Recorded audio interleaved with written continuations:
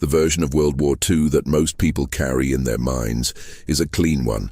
There are sides, there are causes, there is a direction to the arc of events, moving from darkness towards something better. That version exists because it was constructed carefully and deliberately by governments, journalists, military institutions, and later by filmmakers and textbook editors who understood that a war of that scale could only be made acceptable if it was given a shape that human beings could hold without breaking. But the files that were sealed, the reports that were reclassified, the testimonies that were taken and then buried in administrative archives for decades, those tell a different story.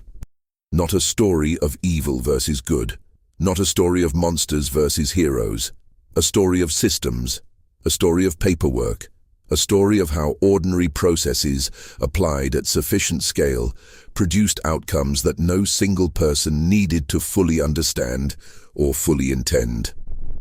What follows is drawn from that record, from the forgotten files, the declassified documents, the depositions that were never entered into evidence at any tribunal, the internal memos that circulated through military bureaucracies and were never meant to be read by anyone outside the chain of command. What emerges from those sources is not a war of passion or ideology in the way it is usually described. What emerges is something quieter and in many ways more disturbing. A war that ran on procedure. A war that generated paperwork at every stage of its atrocities. A war in which the most catastrophic decisions were made, not in moments of rage, but in meetings, at desks, through the careful application of administrative logic to human lives. The first thing the forgotten files establish, clearly and without ambiguity, is that the separation between combatant and civilian was never as firm as post-war accounts suggested.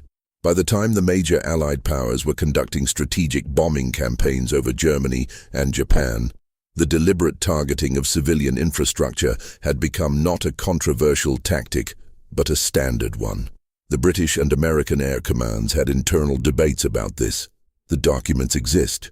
Analysts within the Royal Air Force questioned, in formal memoranda, whether the destruction of worker housing in German cities constituted a legitimate military objective, or whether it was, by any reasonable interpretation, an attack on civilian populations designed to break morale rather than to disable industrial capacity.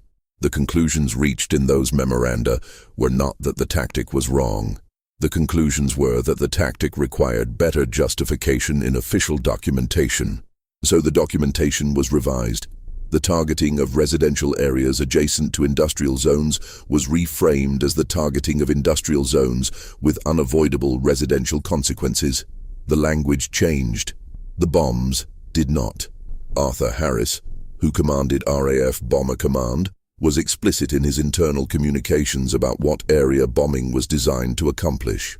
He believed, and stated in writing, that the systematic destruction of German cities would erode the civilian will to continue the war. He was not describing collateral damage. He was describing the intentional targeting of the people who lived in those cities. But the public record, the official histories and the citations that accompanied his promotions described something different. They described a campaign against military and industrial infrastructure. Both things were true simultaneously, and the gap between them was managed through the careful production of official language. Harris received his knighthood. The files in which he explained his actual intentions were classified and remained classified for many years. When they were finally released, they attracted scholarly attention but generated no formal revision of his official commendations. The firebombing of Dresden in February of 1945 has become a reference point for discussions of this gap between official justification and operational reality. By the time Dresden was bombed, the war in Europe was approaching its end. German industrial capacity had been severely degraded. The military rationale for a major bombing campaign against Dresden specifically was, by the assessments of analysts at the time, limited. The city had some transportation infrastructure. It had some light industry. It had a large population of refugees who had fled the advancing Soviet forces from the east. The internal communications between British and American Air Command in the weeks before the raid show that the decision to bomb Dresden was influenced by a variety of factors. some military and some political, and that the anticipated civilian death toll was not a disqualifying consideration. The bombing was authorized. The planes were dispatched. Between 22,000 and 25,000 people died in the raids, according to the most careful historical estimates, though figures cited in the immediate aftermath were frequently inflated by the German propaganda ministry and later deflated by Allied sources. Both sets of figures served institutional purposes. The actual number, established by a commission of historians in the early 21st century, occupied a space between the inflated and the deflated versions that suited neither narrative. What the Dresden files reveal, when read as administrative documents rather than as historical events, is how thoroughly the decision had been processed through normal channels. There were target assessments. There were weather reports. There were logistics documents about bomb loads and flight paths. There were casualty projections for Allied aircrew. The civilians of Dresden appear in those documents primarily as a secondary variable. Their deaths were anticipated, documented in probability estimates, and incorporated into the operational planning without generating any formal pause in the authorization chain. The system processed the decision. The system executed it. The system then produced after-action reports that described what had been accomplished. Nowhere in the administrative record does anyone appear to have stopped and written a document questioning whether what was being planned was something that should be done. The questioning, if it occurred, happened in conversations that left no paper trail. The Japanese theater produced its own set of buried documents, and among the most significant are those related to Unit 731, the Imperial Japanese Army unit based in Manchuria that conducted biological and chemical weapons research on human subjects throughout the war. The existence of Unit 731 was known to American intelligence shortly after the war ended. The scale of the program, which involved the deliberate infection of prisoners with plague, cholera, typhoid, and other diseases, the vivisection of living subjects, the testing of frostbite and pressure tolerances on human beings who were not anesthetized, the field testing of biological weapons against Chinese civilian populations. All of this was documented in the unit's own records, some of which were captured and some of which were handed over voluntarily by the unit's commander, Shiro Ishii, in exchange for immunity from prosecution. The immunity agreement was authorized at the highest levels of the American Occupation Authority. The reasoning was recorded in internal documents and was straightforwardly utilitarian. The research data produced by Unit 731's experiments was assessed as having significant military value. The Soviet Union was already a strategic competitor. The information about biological weapons development that Ishii and his colleagues possessed was information the American biological warfare program wanted. Prosecuting Ishii would mean making the data public, which would mean the Soviets could access it. Protecting Ishii meant the data remained in American hands. The decision was made. The immunity was granted. Ishii lived until 1959. Several members of his unit went on to careers in Japanese academia and public health. Some of them published research. The data from the experiments, stripped of its origins, entered the scientific literature. The American decision not to prosecute the Unit 731 leadership was not a secret kept from the Nuremberg prosecutors. It was a parallel track that the American government ran alongside the very public prosecution of German medical experimenters at the doctor's trial in Nuremberg, where German physicians were sentenced to death for conducting experiments on concentration camp prisoners. The principle being applied at Nuremberg was that such experiments were crimes against humanity, regardless of any claimed scientific justification. The principle being applied to Unit 731 simultaneously was that such experiments could be overlooked if the scientific data was valuable enough. Neither the American prosecutors at Nuremberg nor the American officials who negotiated the immunity with Ishii were operating in ignorance of what the other was doing. They were operating within the same government. The administrative record shows this clearly. The disconnect was not between informed parties and uninformed ones. It was a deliberate policy choice that operated in two registers simultaneously, one public and prosecutorial, one private and transactional. The files relating to the treatment of German prisoners of war by Allied forces in the immediate post-war period represent another archive that was managed very carefully in the decades after the war. The Geneva Conventions of 1929 established clear rules for the treatment of prisoners. Allied governments had invoked those rules repeatedly in their public communications about German treatment of Allied prisoners. The rules required that prisoners be fed, housed, and treated humanely, and that their status be reported to a protecting power. In the months following Germany's surrender in May of 1945, approximately 3.5 to 4 million German soldiers were held by American and British forces in what were officially designated as disarmed enemy forces rather than prisoners of war. The distinction was bureaucratic but consequential. The Geneva Conventions applied to prisoners of war. The conventions did not specify how disarmed enemy forces were to be treated, because the category had been created specifically to sidestep the conventions. In the camps holding disarmed enemy forces along the Rhine River in the spring and summer of 1945, the conditions were severe. The men were held in open fields with minimal shelter. Rations were restricted. The official ration was below the minimum required for survival under sustained conditions.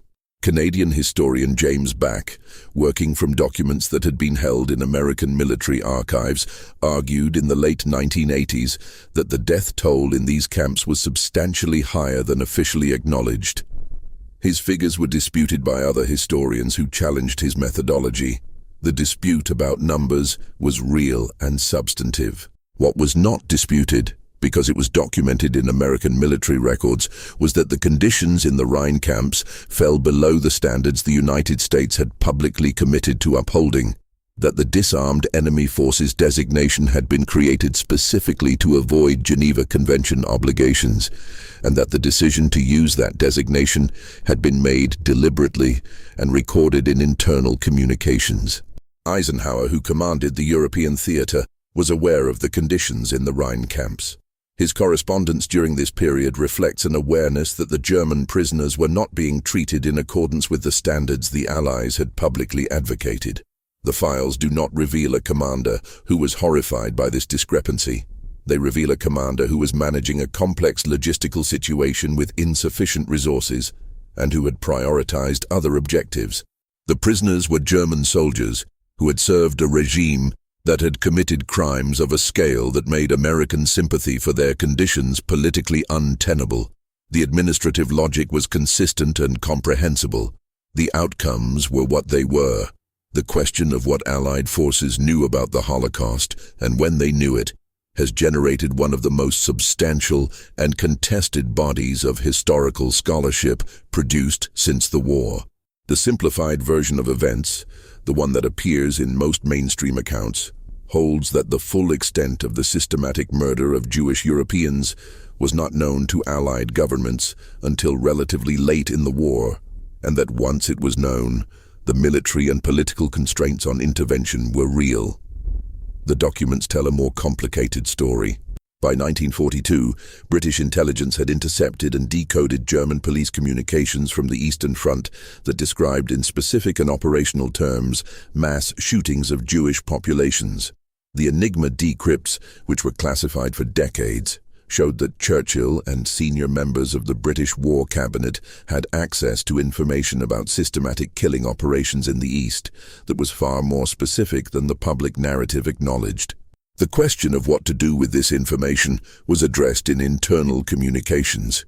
One strand of the discussion concerned whether publicizing the information would compromise the intelligence source, since publicizing the content of the decrypts in detail would reveal to the Germans that Enigma had been broken.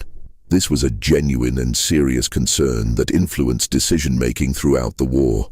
But a second strand of the discussion, visible in documents that were only released much later, concerned whether extensive publicity about the murder of Jewish Europeans would generate public pressure for interventions that the British government was not prepared to undertake, including the bombing of the rail lines leading to the death camps or the prioritization of rescue operations.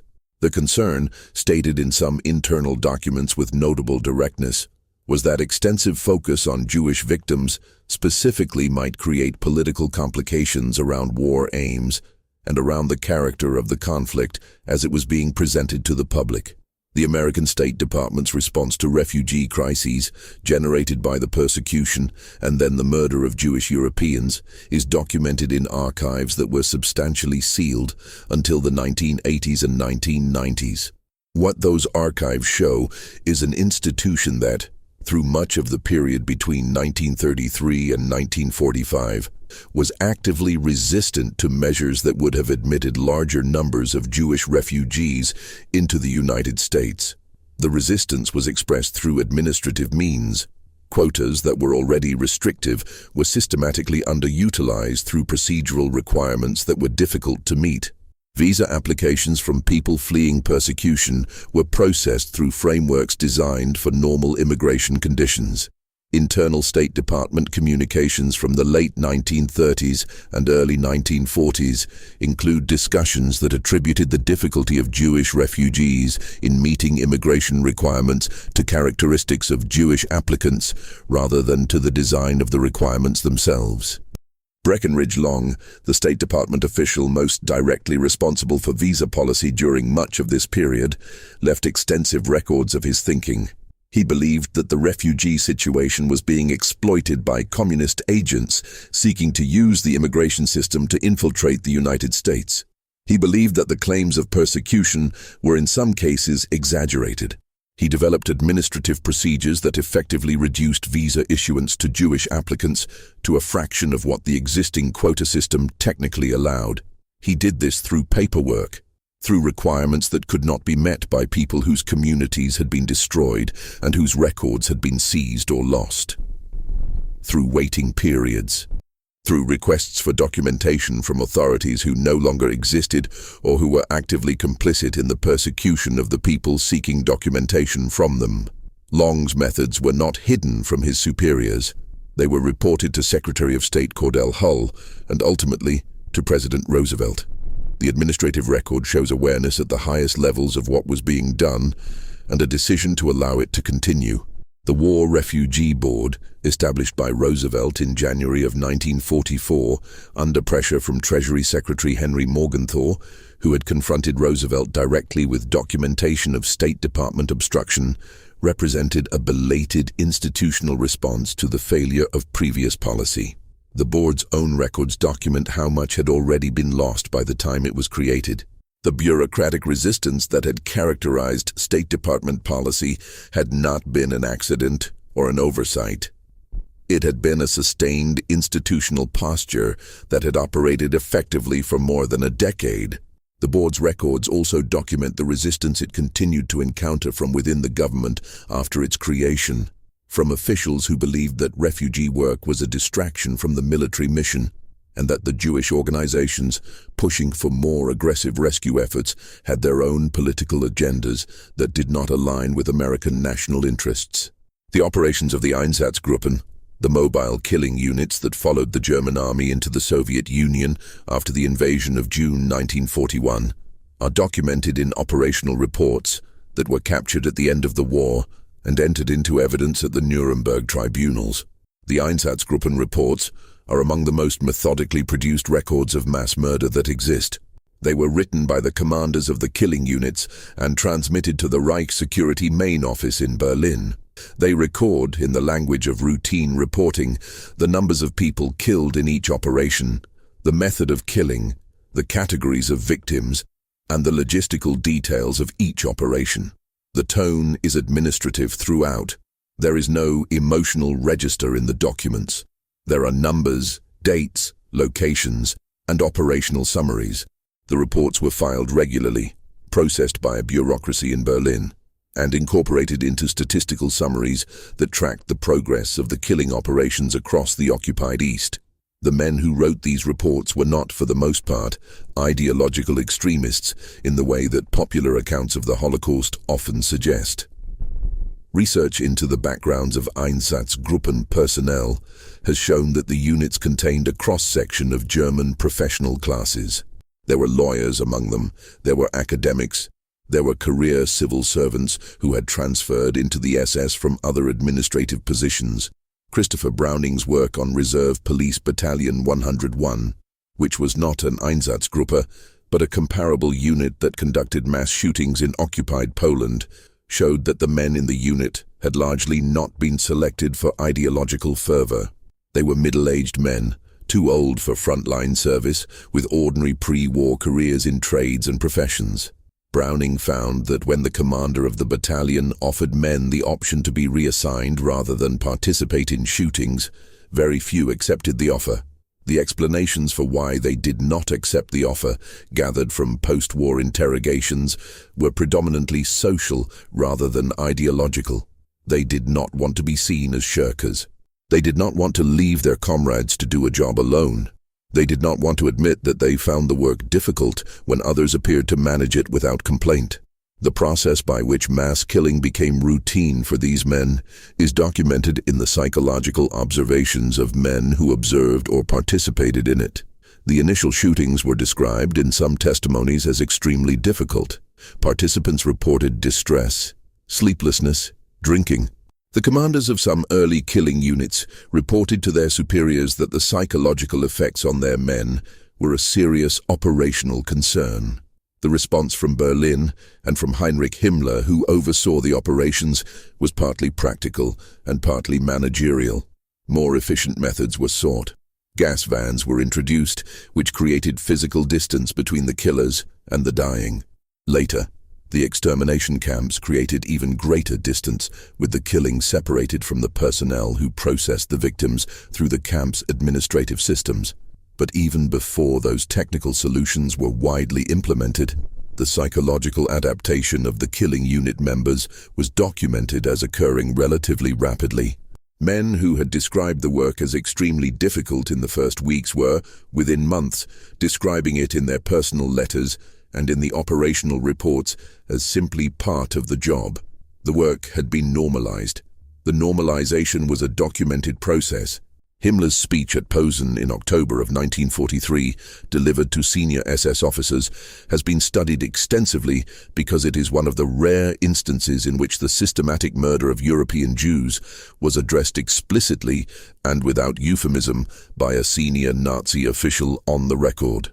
Himmler spoke about the extermination program, described it clearly, and addressed the psychological experience of carrying it out. He told the assembled officers that they had faced a difficult task and had performed it without themselves becoming corrupted or damaged. The speech was recorded. The recording exists. But beyond its content as a historical document, what is significant about the Posen speech is the context in which it was delivered. It was an internal communication to a senior leadership group. It was not a public speech. It was not propaganda. It was a manager addressing his subordinates about the psychological dimensions of their work. The frame was entirely administrative.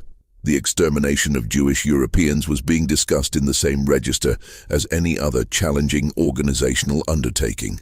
The question being addressed was not whether the program was right or wrong, but how the personnel involved could maintain their operational effectiveness while carrying it out.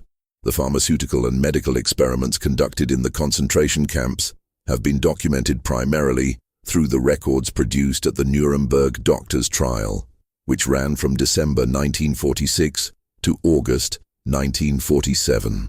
The defendants included 20 physicians and 3 administrators. The charges included conducting experiments on concentration camp prisoners without their consent, many of which resulted in death or permanent injury.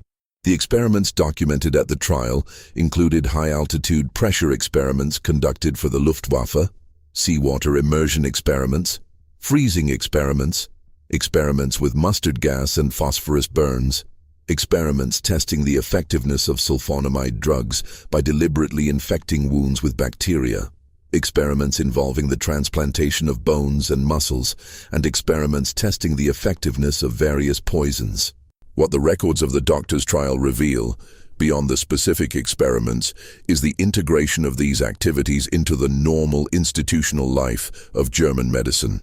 The experiments were not conducted by fringe figures operating outside sanctioned channels.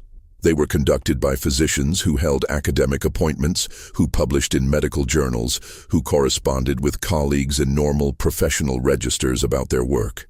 Josef Mengele, who conducted selection operations at Auschwitz and performed experiments on prisoners including twins, had a doctorate from the University of Munich and a medical degree. He was a member of the Institute for Hereditary Biology and Racial Hygiene at the University of Frankfurt. His experiments at Auschwitz were conducted within a framework of legitimate scientific inquiry as defined by the institutions to which he belonged. He wrote letters to colleagues. He sent samples to university laboratories. He sought to have his findings recognized within the academic community. The connection between his work and mainstream German medical institutions was not incidental. It was the point. The German pharmaceutical companies that conducted or benefited from concentration camp experiments operated within the normal structures of the German corporate sector.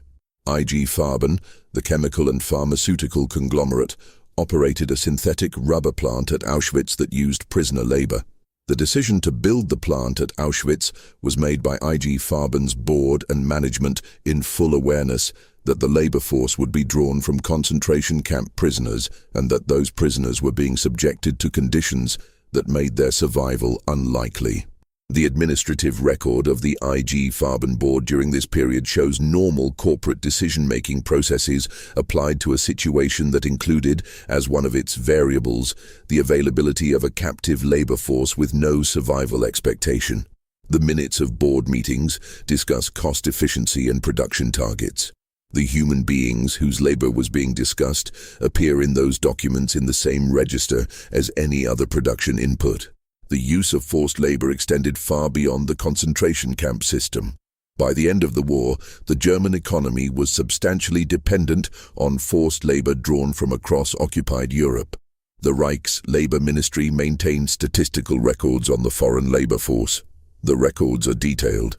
They show the nationalities represented, the industries in which forced laborers worked, the mortality rates in different categories of work, and the administrative systems used to recruit, transport, and distribute the labor force.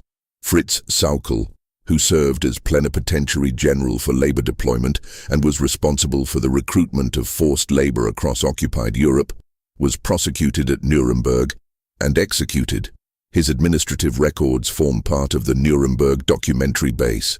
What those records show, in their totality, is a labor system of immense complexity that touched virtually every sector of the German wartime economy, and that operated through a combination of coercion, deception, and administrative processing that was, by the standards of the time and place, entirely routine. The architects and administrators of the Holocaust were aware that what they were doing required careful management of the documentary record. The language of official communications about the extermination program used euphemisms systematically. The final solution, special treatment, resettlement, evacuation.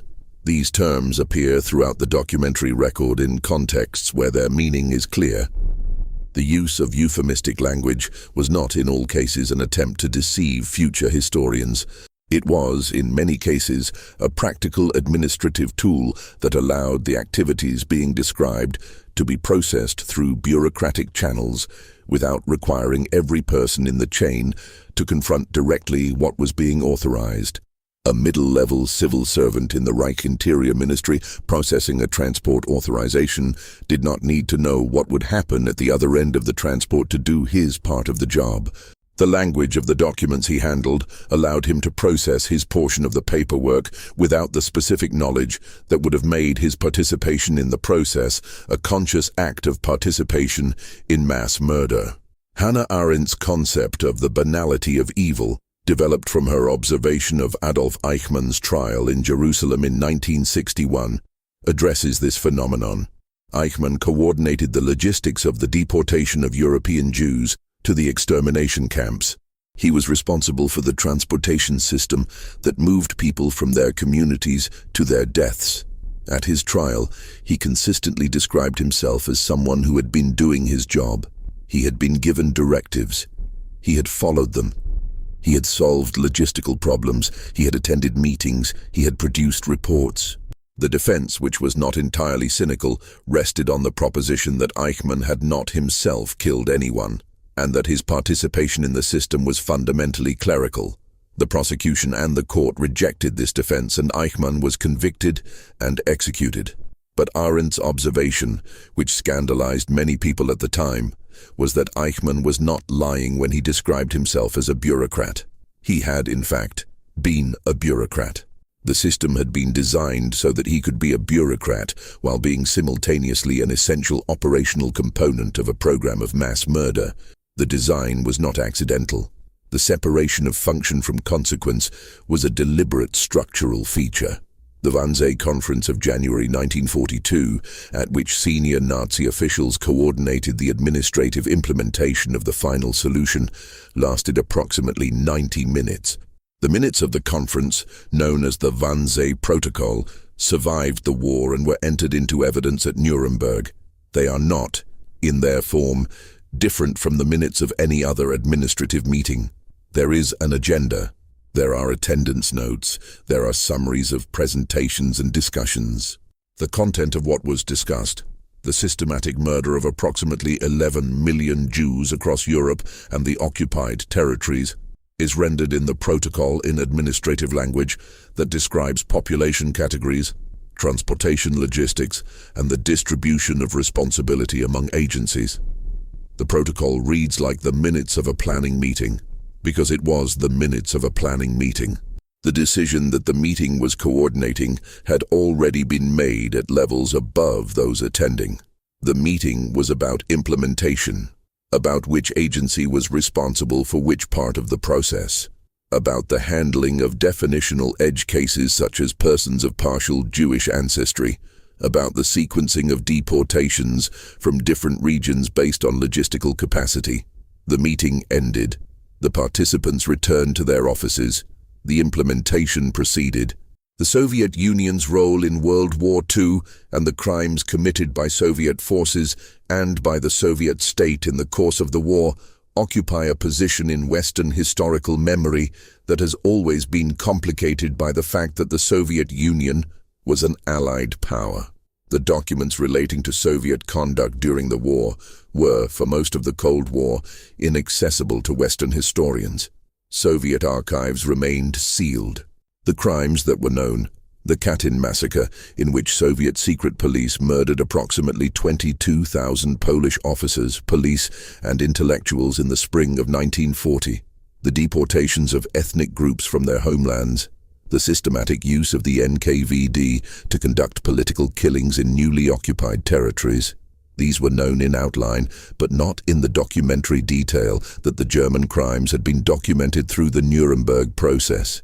Katyn was particularly significant as a case study in the management of the historical record.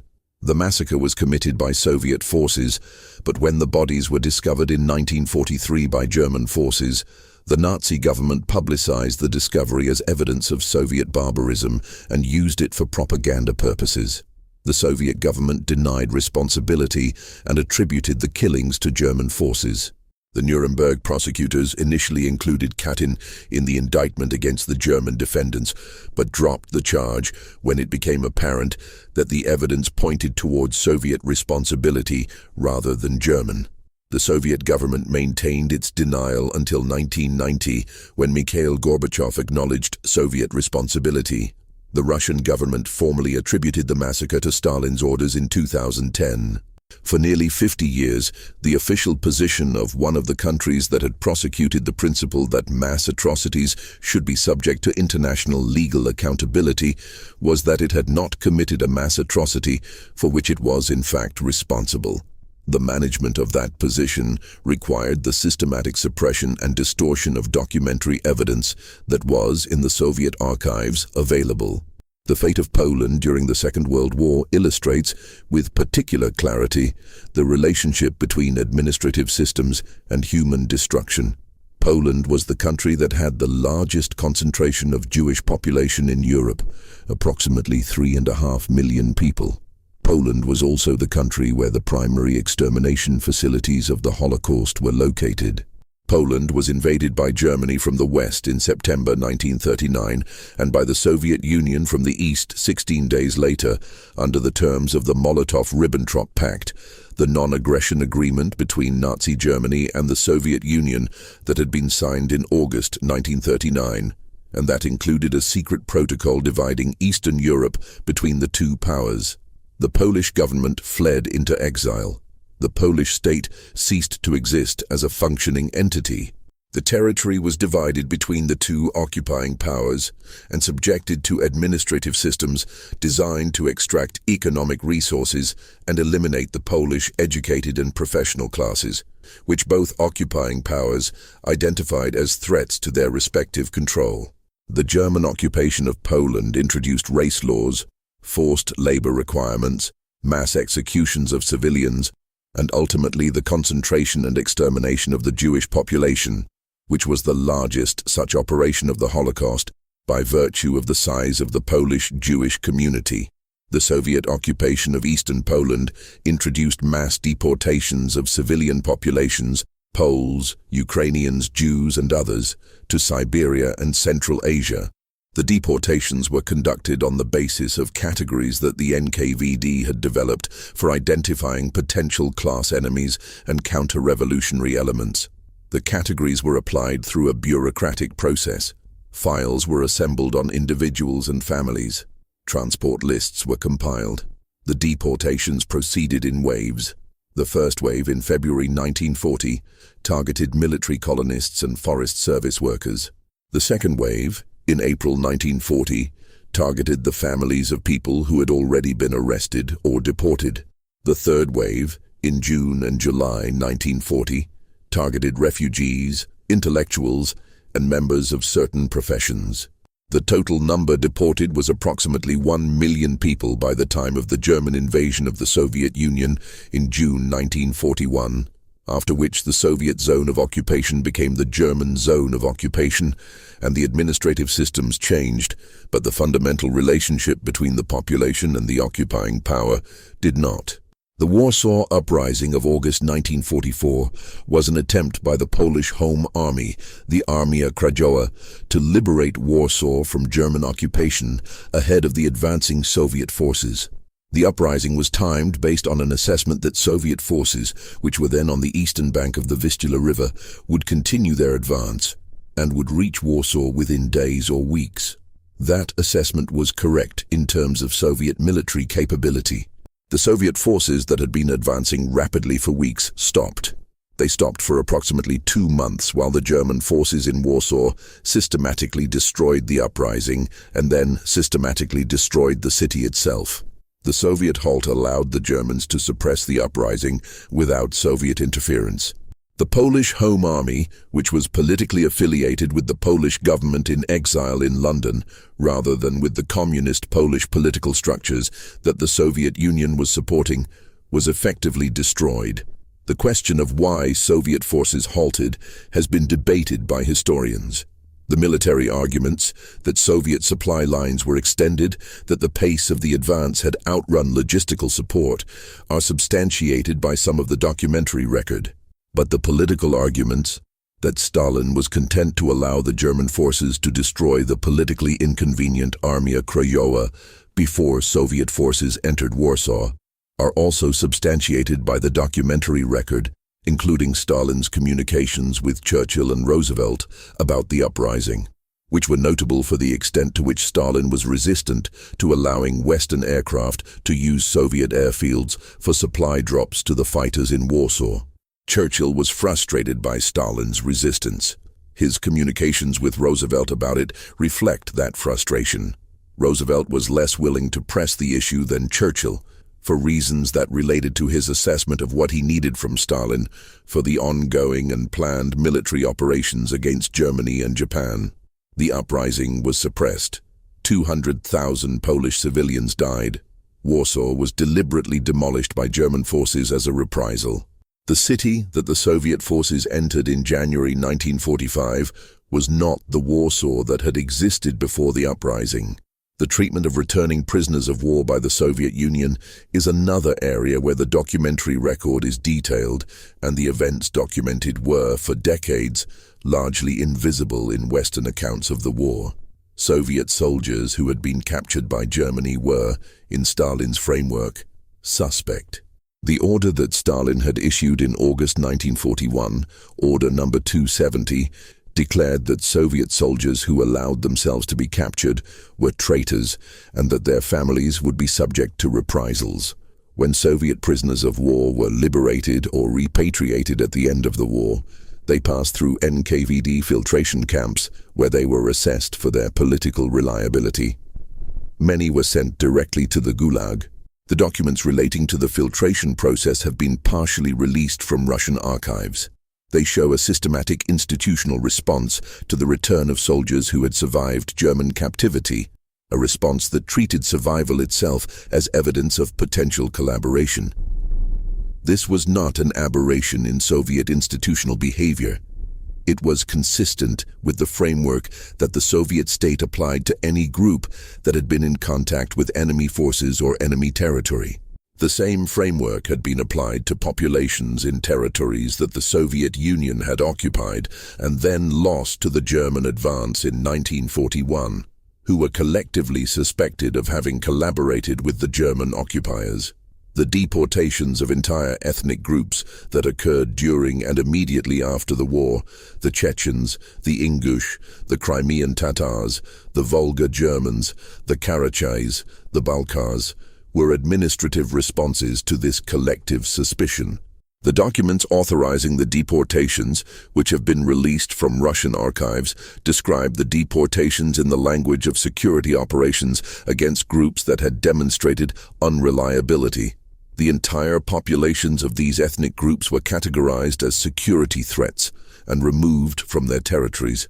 The operations were planned in advance, authorized at the level of the Politburo, and executed by the NKVD using standard administrative procedures.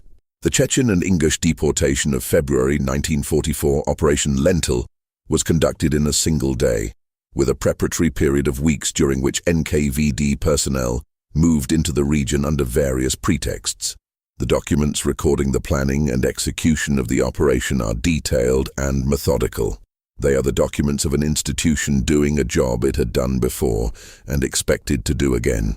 The rape of Nanking, which preceded the American entry into the war, but which shaped the entire trajectory of the Pacific War and the character of the Japanese military occupation of China, is documented in sources that include the diaries of German diplomats stationed in Nanking, the records of the International Safety Zone that was established in the city by a committee of foreigners, the diary of John Raab, the German businessman who led the Safety Zone Committee, and the records of the Tokyo War Crimes Tribunal.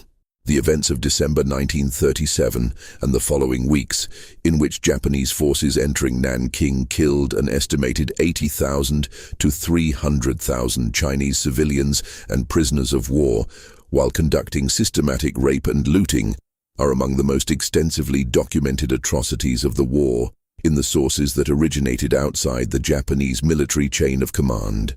The Japanese military records from this period are substantially incomplete, partly because many were destroyed at the end of the war, and partly because the surviving records do not reflect the activities of the forces involved in the same way that Western military records tend to. What the documents that do exist show is that the killing and assault of civilians in Nanking was not, in the early stages, simply the breakdown of military discipline that it was later characterized as by Japanese officials at the Tokyo Tribunal. There was a progression from the killing of prisoners of war, which was ordered and organized, to the killing of civilians, which began as organized and became increasingly indiscriminate. The orders regarding prisoner treatment that circulated in the Japanese forces approaching and entering Nanking reflect an institutional framework in which the killing of large numbers of prisoners was a planned outcome, not a spontaneous event. The broader violence against civilians followed from an operational culture in the Japanese military that had developed over years of operations in China, and that treated the Chinese population of occupied areas with a systematic disregard that had been institutionally normalized. Prince Asaka, a member of the imperial family who commanded Japanese forces in the Nanking campaign, was never prosecuted. General Douglas MacArthur, who oversaw the Tokyo Tribunal as supreme commander for the Allied powers, had decided, in consultation with Washington, that Emperor Hirohito and members of the imperial family would not be prosecuted. The reasons were political and administrative. MacArthur believed that prosecuting the emperor would destabilize the occupation and make reconstruction more difficult. The decision was made. The documentary record of who was and was not prosecuted at Tokyo reflects the political judgments that shaped the tribunal, rather than an even application of the legal principles the tribunal was ostensibly enforcing. The unit that conducted the comfort women system, the institutional arrangement by which the Japanese military organized the sexual servitude of women from Korea, China, the Philippines, and other occupied territories, produced records that were largely destroyed at the end of the war. The comfort women system was not an improvised response to the behavior of individual soldiers. It was a managed institutional arrangement. Comfort stations were established and regulated. Women were recruited, often through deception, sometimes through direct coercion, transported, registered, and assigned to stations in proximity to Japanese military units. The system was intended partly to manage venereal disease among military personnel, and partly to prevent the kind of mass sexual violence that had characterized the Nanking episode, which had generated significant international attention. The management of the system was documented in military regulations and in the communications between comfort station operators and military authorities. The Japanese government's long-term refusal to acknowledge the coercive character of the comfort women system, and its insistence that the women involved were voluntary participants, has been maintained in the face of extensive testimony from surviving women and from the partial documentary record that survived. The political stakes of the acknowledgement have remained high because the system implicates not just individual perpetrators, but the institutional structure of the Japanese military itself. The documents that survived show enough to establish the institutional character of the system. The documents that were destroyed were likely more specific in their description of the coercive mechanisms involved. What the surviving record establishes is the bureaucratic normality of the arrangement, the forms, the regulations, the administrative correspondence, which is in its own way the most significant fact about the system. It was not exceptional, it was routine. The collaboration of occupied European populations with German occupation authorities is another area where the documentary record is both extensive and carefully managed. In France, the archives of the Vichy government, which operated as the administrative authority for the unoccupied zone of France after June 1940, and as the administrative authority for all of France after November 1942, when Germany occupied the South, contained detailed records of the French state's cooperation with German occupation policies, including the persecution and deportation of Jews.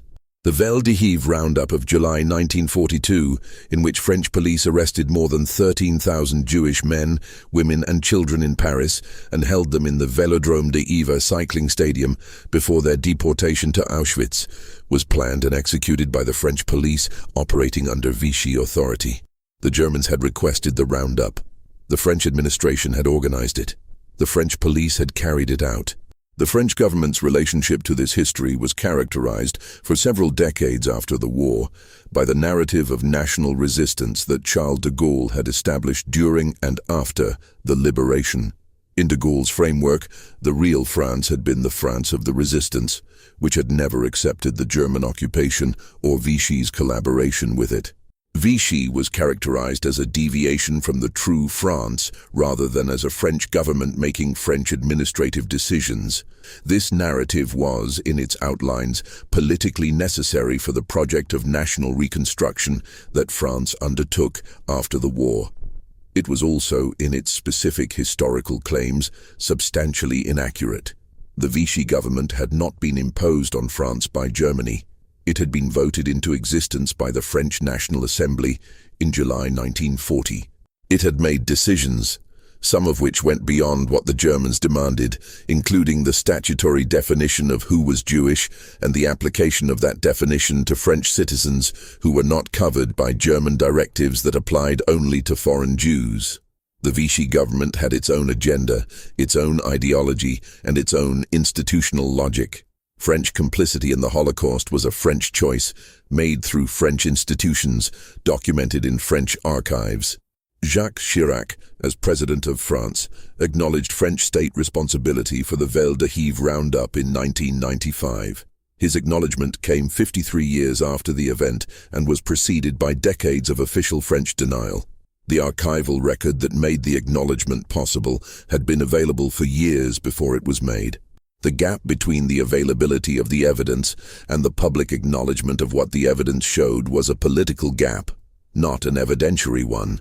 The Netherlands, Norway, Belgium, the Netherlands and other occupied Western European countries had their own experiences of collaboration with German occupation authorities that their post-war national narratives were slow to fully incorporate. The Dutch police participated in the arrest and deportation of Dutch Jews at a rate that made the survival rate of Jews in the Netherlands one of the lowest in Western Europe, approximately 27%, compared to approximately 75% in Belgium and approximately 75% in France. The Netherlands had, in post-war memory, become associated with the story of Anne Frank and with the hiding of Jews by ordinary Dutch people who risked their lives to protect their neighbors. Both things were true. The hiding of Jews and the deportation of Jews had occurred simultaneously in the same society, through the actions of different groups of people, some of whom were members of the same institutions. The documentary record of Dutch police participation in deportations was available in Dutch archives. It became a subject of sustained public discussion much later than the deportations themselves. The chemical weapons programs maintained by major powers during the Second World War represent a category of institutional knowledge that remained highly classified long after the war ended. The United States, Britain, Germany, Japan, and the Soviet Union all maintained large chemical weapons stockpiles during the war. Germany had developed nerve agents, specifically tabun and sarin, that were not known to the Western Allies during the conflict. The German nerve agent program remained secret, partly because of German decisions and partly because the Allies did not know what they did not know. At the end of the war, German chemical weapons scientists and their research data were acquired by both American and Soviet intelligence operations as part of Operation Paperclip, the American program, and its Soviet equivalent. Operation Paperclip brought to the United States more than 1,600 German scientists, engineers, and technicians, many of whom had worked for the Nazi war machine, and some of whom had been members of the Nazi Party or the SS. The program was authorized at the highest levels of the American government. It operated by bypassing or falsifying the immigration and security clearance procedures that were supposed to prevent the admission of people with Nazi affiliations. The Joint Intelligence Objectives Agency, which administered Paperclip, reviewed the records of potential recruits and in a number of cases altered the assessments of individuals whose Nazi affiliations were documented in their files. The phrase that appeared in the program's documentation for individuals whose records had been adjusted was that they had been found to be not an ardent Nazi. The phrase became, within the program, a near-automatic classification for scientists whose expertise was valued, regardless of what their actual records showed. Werner von Braun, who had designed the V-2 rockets that killed thousands of civilians in Britain and Belgium, and who had been an SS member and had personally visited the Mittelwerk underground factory, where V-2 rockets were assembled using concentration camp labor, was among those who came to the United States under Paperclip. His SS membership and his knowledge of the labor conditions at Mittelwerk were in his file. His file was adjusted. He became the director of NASA's Marshall Space Flight Center. He was awarded the National Medal of Science by President Nixon in 1975. The people who died in the Mittelwerk, approximately 12,000 to 20,000 concentration camp prisoners, were not part of the public narrative around the American space program. The medical experiments conducted on American prisoners, soldiers, and civilians by American researchers using pathogens and chemical agents during and after the war form an archive that was, for decades, largely sealed. The American biological and chemical warfare programs, which expanded significantly during the war and continued afterward, conducted research that raised many of the same ethical questions that had been addressed at the Nuremberg doctors' trial.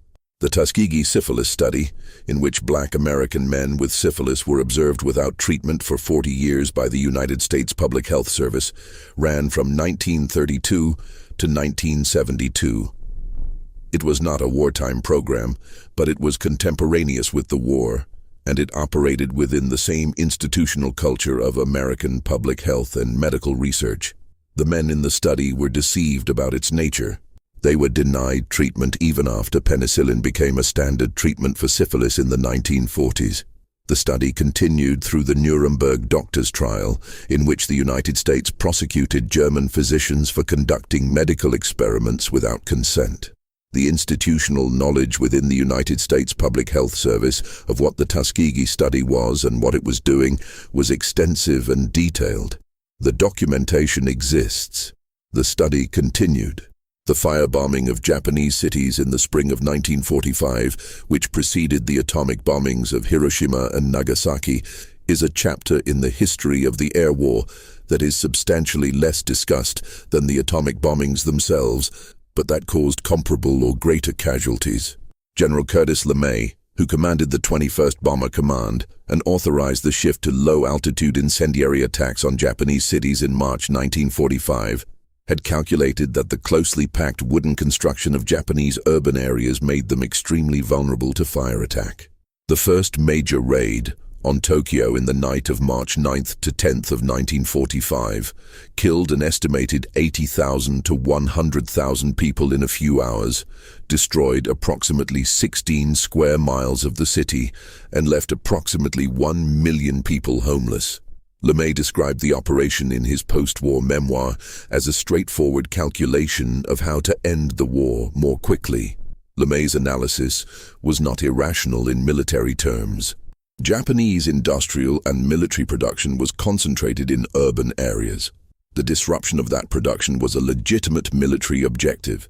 The method chosen to achieve that disruption killed civilians in very large numbers. But the methods used to achieve similar disruptions in Germany had also killed civilians in very large numbers, and both American and British air commands had by that point in the war conducted many operations of that kind. LeMay was applying a template that had been developed over 4 years of strategic bombing and that had been normalized through repeated application. The Tokyo raid was not qualitatively different in its operational logic from the Dresden raid or the Hamburg raid or the attacks on the Ruhr.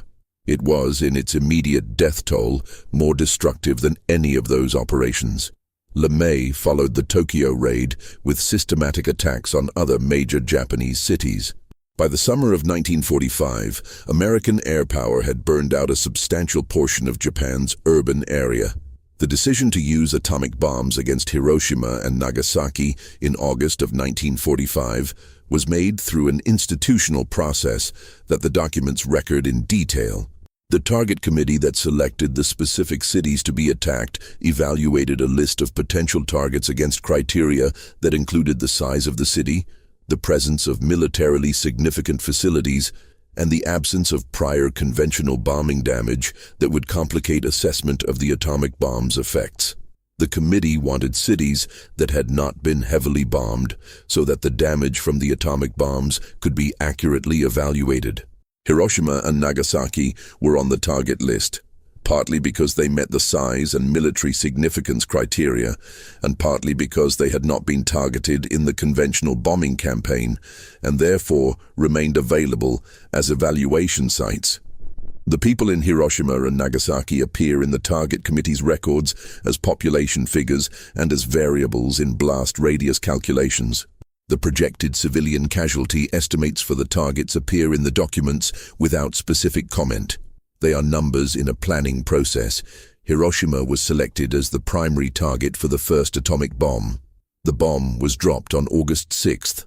Approximately 70,000 to 80,000 people died immediately. A further 70,000 to 80,000 died from radiation and injuries over the following months, though estimates of the total death toll vary significantly. Nagasaki was bombed on August 9th. Between 40,000 and 75,000 people died in the initial blast. The Japanese government announced its intention to surrender on August 15th. The relationship between the atomic bombings and the Japanese decision to surrender has been debated by historians for decades. Some argue that the bombings were decisive. Others argue that the Soviet declaration of war against Japan on August 8th, which came between the two atomic bombings, was at least as significant a factor in the Japanese decision-making, since the Japanese had been hoping to negotiate a peace settlement with Soviet mediation, and the Soviet entry into the war eliminated that possibility. The internal records of the Japanese Supreme War Council during this period, which have been studied by historians including Tsuyoshi Hasegawa, show a decision-making process in which both factors were significant and in which the final decision was shaped by the intervention of Emperor Hirohito in a way that bypassed the normal institutional process. The documentary record is detailed and does not resolve cleanly into a single causal narrative. The question of whether the atomic bombings were necessary to end the war without an invasion of the Japanese home islands, and whether the projected casualties of such an invasion exceeded the casualties of the bombings, was addressed in internal American government documents during and after the war. The casualty projections for an invasion that circulated in American military planning documents ranged enormously, from estimates of tens of thousands to estimates of over 1 million American casualties, depending on the assumptions built into the models. The higher figures, which became important in post-war justifications for the bombings, were not consistently present in the planning documents that existed before the bombings. The documentary record of what decision-makers believed about casualty projections before the bombings is different from the documentary record of what they said about those projections in the years after the bombings, when the political need to justify the decision was established. Secretary of War Henry Stimson, who had overseen much of the American wartime decision-making around the atomic program, wrote a famous defense of the bombings published in Harper's Magazine in February 1947. In which he described the decision as having been made to avoid the necessity of an invasion and the casualties that would have resulted. The article was influential in establishing the public narrative around the bombings. Stimson's diaries and other private documents from the period around the actual decision, which were available to historians later, show a decision-making process that was considerably more complex than the Harper's article suggested, and that involved factors beyond casualty minimization, including the diplomatic signaling that the use of the bomb would represent to the Soviet Union.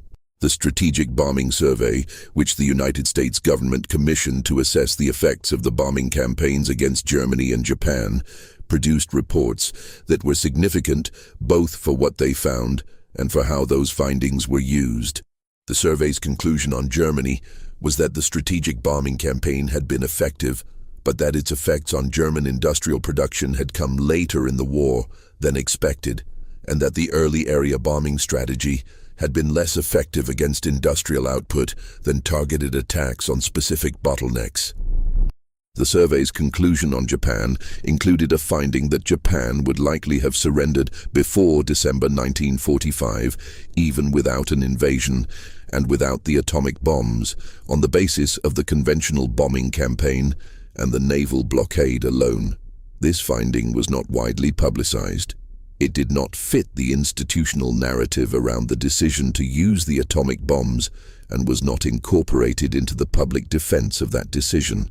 The Nuremberg trials, which began in November 1945 and ran through October 1946, established a set of legal precedents that the participating nations immediately began to selectively apply. The tribunal prosecuted German and Austrian officials for crimes against peace, war crimes, and crimes against humanity.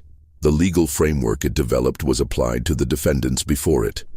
The question of whether the same framework applied to the conduct of the prosecuting nations was not before the tribunal, and was not addressed by it. The Soviet Union, which sat as a prosecution and judgment authority at Nuremberg, had committed the Katyn massacre and had conducted mass deportations of civilian populations. The United States and Britain had conducted strategic bombing campaigns against civilian populations. These facts did not disqualify those nations from their roles in the tribunal. The tribunal was, in its design and operation, a proceeding of victor's justice, which was a criticism that the defense raised and that the tribunal's defenders acknowledged in modified forms. The argument in favor of victor's justice as a principle was that some mechanism of accountability for atrocities was preferable to no mechanism, even if the mechanism was imperfect and partial. The argument had merit. The records of what it left unaddressed were real. The Tokyo Tribunal, the International Military Tribunal for the Far East, ran from May 1946 to November 1948. It convicted 25 defendants and sentenced 7 to death, including General Hideki Tojo. The tribunal's proceedings were shaped by the same political constraints that had shaped the decision about who would and would not be prosecuted. Emperor Hirohito was protected. Members of the imperial family, including Prince Asaka of Nanking, were protected. The scientists and commanders of Unit 731 were protected. The tribunal addressed the crimes it was permitted to address, and its record, like the Nuremberg record, represents a partial and politically shaped accounting rather than a comprehensive one. The Indian member of the tribunal, Radha Binod Pal, issued a notable dissent that ran to over 1,000 pages and argued that the tribunal's legal framework was being applied selectively and that the conduct of the Allied powers in the war, including the atomic bombings, would have met the tribunal's own standards for crimes against humanity if the same framework were applied evenly. Pal's dissent was entered into the record. It was not given significant attention in Western accounts of the tribunal for many decades. The post-war processing of former Nazi officials and collaborators through the denazification program in Germany was a bureaucratic undertaking of enormous scale that produced results that were, in their aggregate, quite different from its stated intentions. The denazification process required individuals in the American, British, and French occupation zones to complete questionnaires about their wartime activities and affiliations. The questionnaires were processed by German tribunals that had jurisdiction over most cases. The categories of culpability established by the denazification law ranged from major offenders to exonerated persons. The records of the tribunals show a systematic tendency toward classification in the lighter categories. Individuals with documented high-level Nazi affiliations were classified as followers rather than activists. Activists were classified as lesser offenders. The classification decisions were made by Germans who were themselves embedded in the social and professional networks of German society and who had professional and personal reasons to be lenient with members of those networks. The bureaucratic process, which was designed to sort the population by degree of culpability, produced an outcome in which the vast majority of the population was found to have been not significantly culpable. The phrase Mitläufer, meaning follower or fellow traveler, became almost a term of rehabilitation in the denazification context. It acknowledged nominal affiliation while denying meaningful culpability. The Mitläufer category absorbed a very large number of people whose actual roles in the Nazi system had been substantive, but whose status in the post-war German social order made aggressive prosecution politically difficult. The denazification program was formally ended in 1951. By that point, the Cold War had substantially redirected American priorities in Germany from accountability for Nazi crimes to building a stable West German state as a partner against Soviet expansion. Former German military officers were being consulted about how to rebuild a German military. Former Nazi administrators were occupying positions in the West German government and legal system. The transition from denazification to reintegration was managed through the same kind of administrative processing that had characterized the entire wartime and post-war period. Files were reviewed, classifications were assigned, people moved on. The Klaus Barbie case illustrated how far these processes extended. Barbie had been the head of the Gestapo in Lyon, France, during the German occupation, and had been responsible for the torture and murder of resistance members and the deportation of Jewish children. After the war, Barbie was recruited by the American Counterintelligence Corps as an informant, a decision that the CIC made in full knowledge of his wartime record. When French authorities began seeking him for war crimes, the CIC actively helped him escape to Bolivia, where he lived under a false name until he was identified in the early 1980s. The American government's role in his escape was documented in files that were released in the 1990s under pressure from the German and French governments. Barbie was extradited to France in 1983, tried and convicted of crimes against humanity in 1987. He died in prison in 1991. The American officials who had protected him and helped him escape were never charged with anything. The management of the historical record in the immediate post-war decades was not simply a matter of governments hiding inconvenient documents. It was also a matter of the social and institutional networks that had existed during the war continuing to operate afterward, and continuing to produce shared understandings of what had happened and what it meant. Veterans organizations, intelligence services, military institutions, and government bureaucracies all had institutional interests in particular versions of the war's history, and all had the capacity to influence how that history was recorded and taught. The consensus that emerged in Western countries about the Second World War, the good war, the clear moral division, the necessary sacrifice, was not fabricated from nothing. It was assembled from real elements. The resistance to German aggression was real. The liberation of the concentration camps was real. The defeat of a regime that had committed crimes of extraordinary scale was real. But the consensus was assembled in ways that marginalized or excluded other real elements. And the management of those elements was not accidental. It was the predictable output of institutions that had reasons to prefer certain versions of the story, and that had the capacity to influence which versions circulated.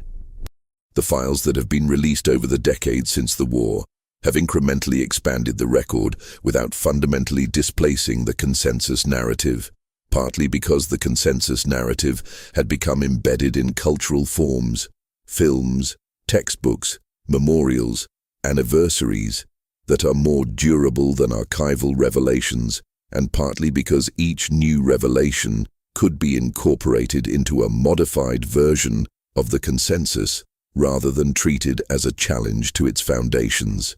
The revelation of American knowledge about the Holocaust, for example, was incorporated into a narrative of American failure followed by American action, with the establishment of the War Refugee Board as the redemptive turn. The revelation of Operation Paperclip was incorporated into a narrative of Cold War necessity and strategic competition, in which the recruitment of German scientists was regrettable but understandable given Soviet competition. Each disclosure found a place within a framework that remained fundamentally intact. The archives of the Japanese wartime government that survived the destruction of documents at the end of the war continue to be the subject of ongoing scholarly research. The records of the Kempeitai, the Japanese military police that operated in occupied territories and that was responsible for intelligence, counterintelligence, and the suppression of resistance in a manner that regularly involved torture and summary execution, are partial. The records of the Comfort Women system are fragmentary. The records of Unit 731 are largely absent. What the surviving Japanese military records do document in considerable detail is the operational management of the war, the planning, the logistics, the communications, and those records show an institution operating with great organizational competence and producing systematic atrocities as byproducts of normal operational activity. The comfort stations are documented in military supply records. The killing of prisoners is documented in operational reports. The policies that govern the treatment of occupied populations are documented in administrative directives. The system that produced the atrocities was the same system that planned the battles and managed the logistics. It was not a parallel system operating outside normal channels. It was the normal institutional machinery of the Imperial Japanese Army applied to the specific conditions of the war in Asia. The post-war relationship between Japan and the memory of its wartime conduct has been shaped by many of the same forces that shaped Germany's relationship to that memory, with significant differences that reflect the different political trajectories of the two countries. Germany underwent a process of confronting and publicly acknowledging the crimes of the Nazi period that, while imperfect and extended over decades, became a central feature of German public life and political culture. Japan's process of confronting its wartime record has been more contested, more intermittent, and more influenced by the political interests of groups within Japan that had institutional connections to the wartime government.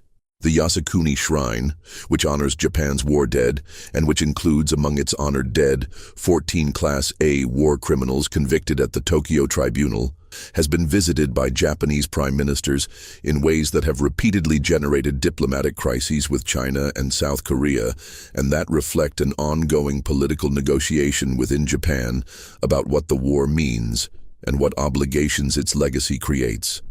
The textbook controversies in Japan, in which the content of history textbooks regarding events like the Nanking Massacre and the comfort women system has been repeatedly revised in directions that minimize Japanese responsibility, reflect the operation of the same institutional dynamics that have shaped the management of wartime history in every country that participated in the war. The institutions that were involved in producing the events have interests in the way those events are described. Those interests operate through the normal mechanisms of political influence on educational and cultural institutions. The result is that the historical record available to students in different countries is shaped by different institutional interests and produces different understandings of the same events. This is not unique to Japan.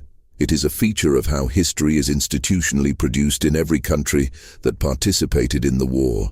The displaced persons situation at the end of the war, in which millions of civilians from across Europe were in locations other than their places of origin, created an administrative challenge that the Allied powers addressed through the United Nations Relief and Rehabilitation Administration and through the occupation authorities.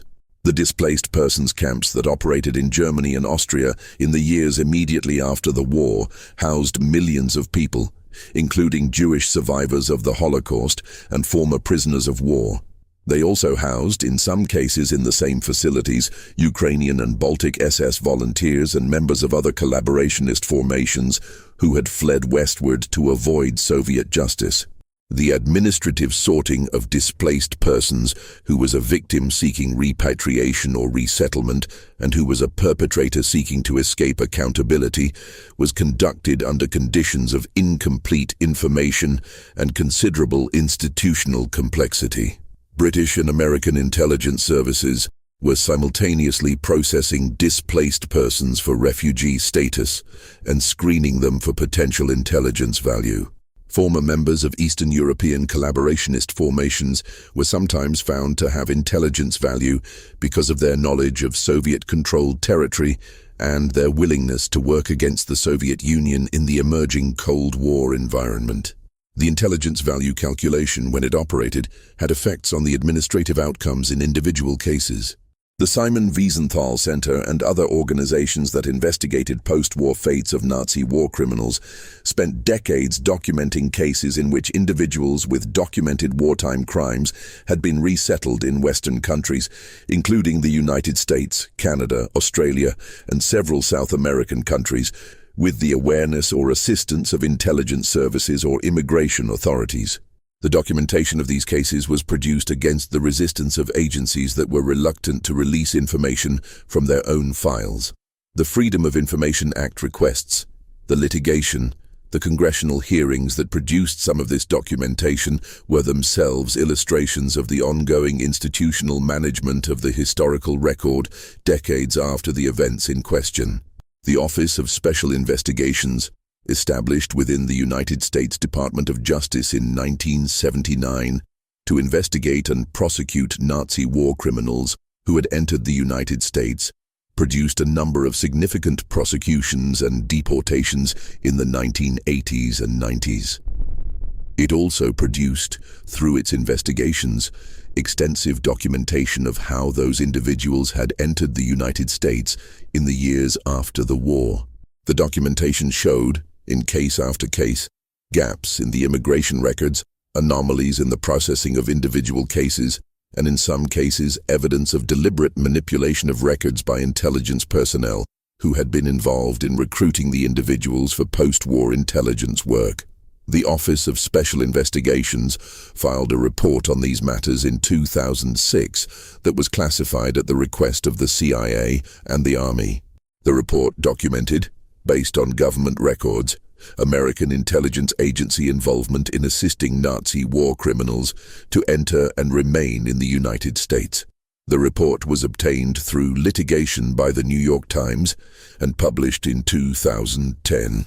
The Allied bombing campaign against German infrastructure in the final months of the war continued after it had become operationally unnecessary in the strict military sense. By late 1944, the German war-making capacity had been severely degraded. The outcome of the war was not in doubt. Bombing raids continued through the winter and into the spring of 1945, against targets that in some cases had limited military significance. The official justification for continuing the campaign was that any reduction in pressure might allow the German war machine to recover, and that every shortening of the war saved Allied lives. The documents show that these justifications were offered and believed. They also show that the momentum of the bombing campaign, the organizational infrastructure that had been built to conduct it, and the institutional interests of the commands that operated it were factors that influenced its continuation beyond what purely military calculation required. Organizations built to do something tend to continue doing that thing when the conditions that originally justified it have changed. The bombing campaign was no exception. The nuclear weapons program that the United States had developed continued after the war. The atomic bombs dropped on Japan were not one-off weapons manufactured for that specific purpose. They were the first production output of a weapons program that had been built for the long term. The military's interest in atomic weapons, the institutional infrastructure that had been created at Los Alamos and at the other facilities of the Manhattan Project, the political and strategic logic of the emerging Cold War competition with the Soviet Union, all of these factors pointed toward the continuation and expansion of the program. The scientists who had worked on the Manhattan Project had a range of views about the further development and use of atomic weapons. Some, including J. Robert Oppenheimer, expressed serious reservations. Those reservations were heard, addressed in institutional terms, and then set aside. Oppenheimer's security clearance was revoked in 1954, following proceedings that drew on FBI surveillance of his associations, and that have been characterized by historians as a politically motivated effort to neutralize his influence on nuclear weapons policy. The institutional management of dissent within the national security state was a continuation of the institutional management of dissent that had operated during the war. The radiation exposure studies conducted on American citizens and military personnel in the years following the war, using radioactive materials in experiments that the subjects did not know they were participating in, were authorized through the same institutional frameworks that had authorized wartime medical research. The experiments were documented. The documentation was classified. It remained classified for decades. The Advisory Committee on Human Radiation Experiments, which was established by President Clinton in 1994 to review these experiments, produced a report in 1995 that documented hundreds of experiments conducted on uninformed subjects over several decades. The committee found that the experiments had violated the ethical principles that the United States had articulated at Nuremberg. The institutional response to this finding was a formal acknowledgement and a set of reformed regulations. The people who had been subjected to the experiments or their descendants were not prosecuted against anyone.